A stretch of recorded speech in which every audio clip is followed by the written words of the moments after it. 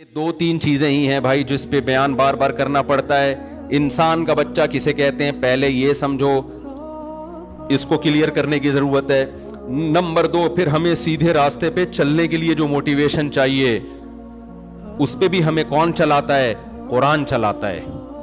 تو اس میں ہمیں سب سے پہلے یہ تصور دماغ میں بٹھانا پڑے گا کہ یہ دنیا رہنے کی جگہ بولو نہیں ہے. مریں گے یہاں سے, مریں گے. یہاں کی ترقی, یہاں کی عزت سب 2 نمبر.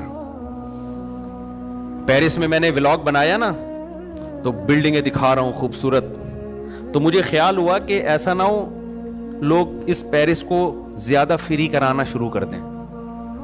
جرمنی بھی گیا نا, تو اب لوگ بھی دیکھ رہے ہوتے ہیں, گھوم رہے ہیں, تو میں نے کہا تھوڑا سا ہم آخرت کا تڑکا لگا دیں تاکہ لوگوں کو بس یہ انجوائے کرنے کے لیے, کوئی دل لگانے کی جگہ نہیں.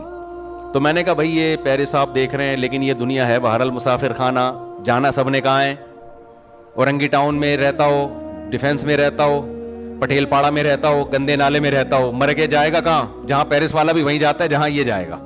تو دل لگانے کی جگہ نہیں ہے. نیچے لوگوں کے کمنٹس, ان مولویوں کو دیکھو خوب انجوائے کر رہے ہیں, پیرس گھوم رہے ہیں, اور ہمیں کیا کہہ رہے ہیں؟ دنیا دل لگانے کی جگہ نہیں.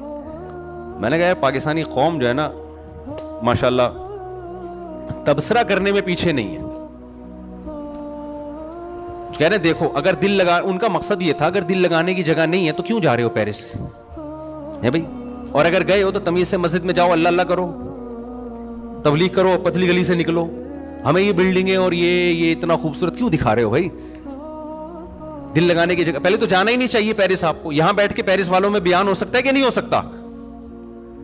تو میرا مقصد اس اعتراض کرنے والے کی بات کا جواب دینا نہیں ہے, یہاں بھی میرا مقصد آپ کا کانسیپٹ کلیئر کرنا ہے. خوب سمجھ لو, دنیا سے محبت کرنے کی اجازت نہیں ہے ہمیں. اس کا یہ مطلب ہرگز نہیں ہے کہ دنیا سے کنارہ کشی اختیار کر لیں. یہ وہ رہبانیت ہے جو اسلام میں حرام ہے. پیرس سے محبت نہیں کر کے بھی پیرس جانا پڑے گا اگر اللہ نے آپ کو گنجائش دی ہے, پیسہ دیا, گھومو جا کے, کوئی مسئلہ نہیں ہے. نہیں ہے پیسے تو آرام سے چپ کر کے بیٹھ جاؤ, حسرت سے رالے مت ٹپکاؤ. کیونکہ جب ہمارے پاس گنجائش نہیں تھی تو پیرس جانے والوں کو ہم بھی حسرت سے نہیں دیکھتے تھے. ہم کہتے تھے جا کے کیا کر لے گا, مرے گا تو ہماری والی خبر بھی ملے گی اس کو, ساتھ والی, اور کیا ہوگا. جب نہیں ہے تو نہیں ہے, گئے تو انجوائے کر لو. کس نے منع کیا ہے؟ دل نہ لگاؤ. سمجھتے ہو کہ نہیں سمجھتے؟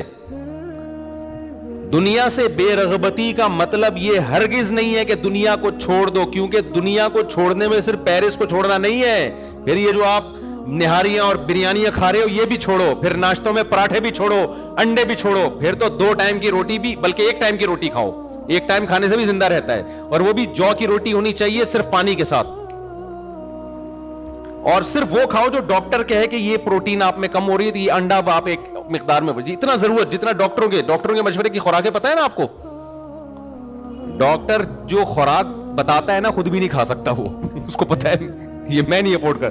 کیونکہ ڈاکٹروں کے مشورے کے مطابق تو صبح 2 ہاف بوائل انڈے, اور ایک دفعہ ہم نے اسکول میں پڑھا تھا, اس کے بعد میں نے کہا اللہ آئندہ کبھی ہم مشورہ ہی نہیں لیں گے ڈاکٹر سے کھانے سے پہلے کیا کھانا ہے. تو وہ تو بڑی ایک لگی بندی خوراک ہے نا. باقی تو ہم غریبیاں اپنے زبان کے ذائقوں کے چٹخارے پھوڑ رہے ہوتے ہیں. تو پھر یاد رکھو, دنیا اگر چھوڑنی ہے تو صرف لندن پیرس نہیں چھوڑنا پڑے گا آپ کو, پھر آپ کو صبح کے پراٹھے بھی بولو, کیونکہ اسلام میں تو کہیں نہیں ہے پراٹھے کھاؤ انڈے کھاؤ. اسلام میں تو پھر یہی ہے کہ یہ تمہاری مرضی ہے, کھانا ہے کھاؤ, نہیں کھانا ہے نہیں کھاؤ. تو ہر چیز چھوڑنی پڑے گی. تو اس بارے میں رسول اللہ صلی اللہ علیہ وسلم کی واضح تعلیمات ہیں, ان اللہ یحب الجمال, ان اللہ جمیل یحب الجمال. دیکھو 3 درجات ہوتے ہیں, ایک ہے ضرورت, ایک ہے آسائش, ایک ہے آرائش. 3 درجات ہیں پیسہ خرچ کرنے کے.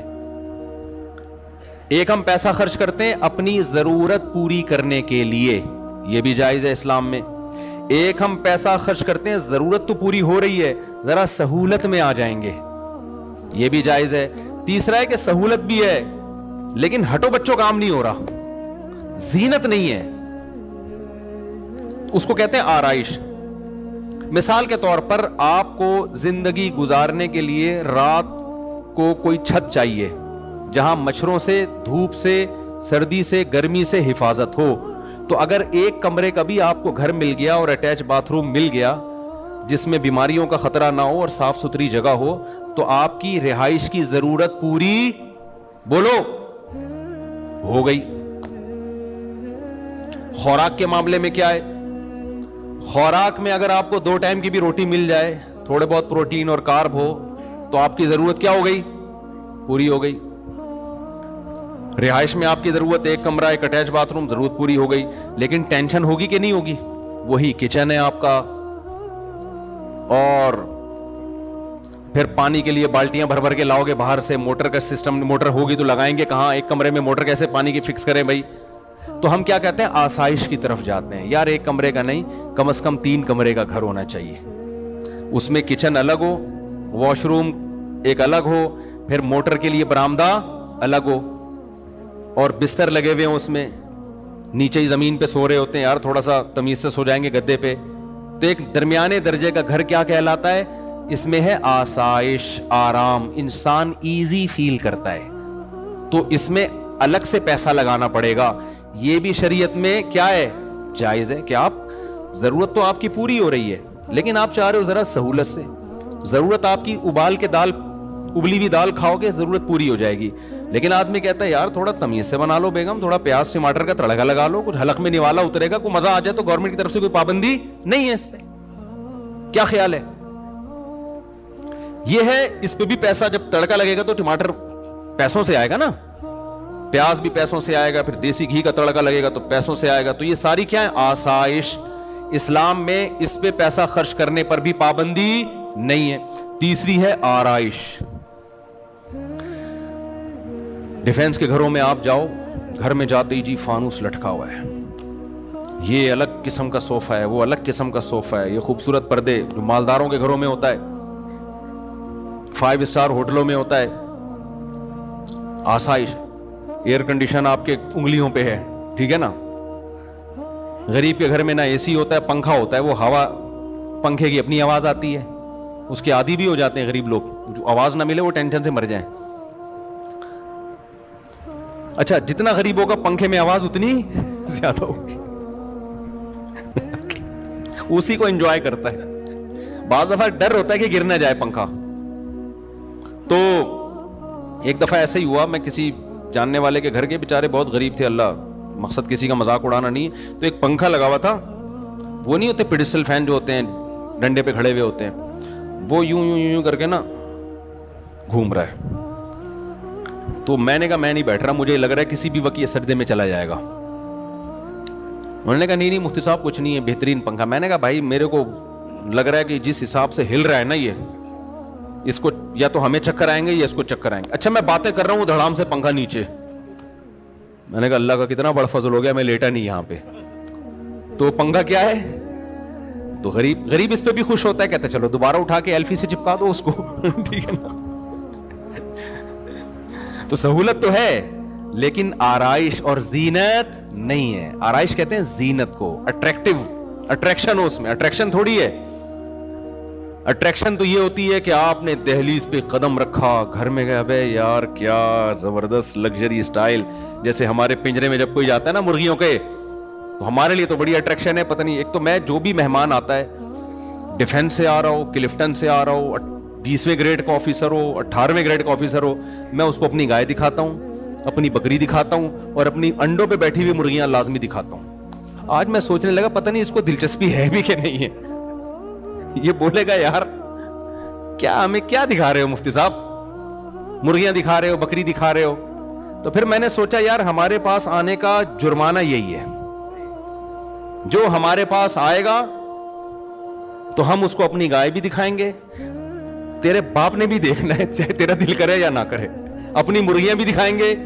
اب ہر آدمی کو دلچسپی نہیں ہوتی, لیکن بھائی ہمیں دکھانے میں مزہ آ رہا ہے, تو ہم سے ملاقات کا کفارہ یہ ہے کہ آپ ہماری مرغیاں بھی دیکھو, اور مرغیوں انڈوں پہ بیٹھی ہوئی مرغیاں الگ سے دیکھو آپ.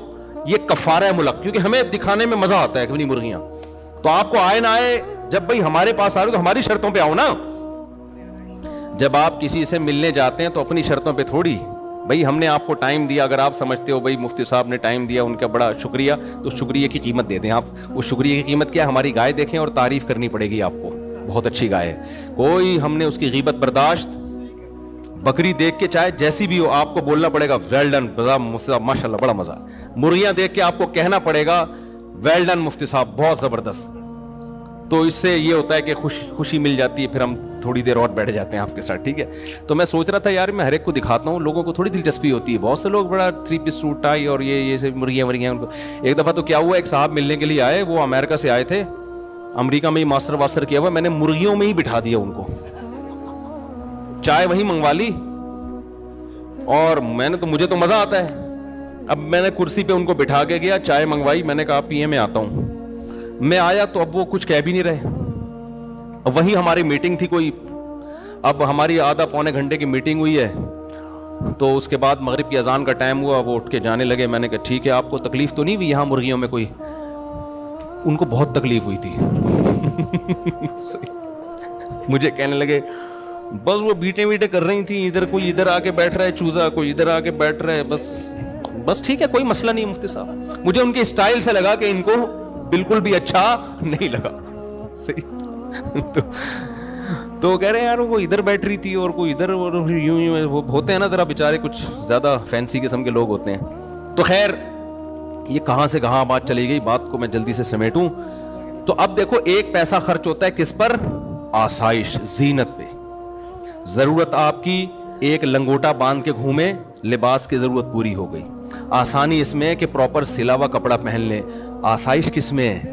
ایک دم کاٹن کلف چمکتا ہوا, یا 3 پیس سوٹ ٹائی اور ایک دم فٹ فاٹ, لوگ ملیں تو لگے یار کو مزہ آ گیا جی مل کے, خوشبو بھی بڑی اعلیٰ کوالٹی والی لگائی ہوئی ہے.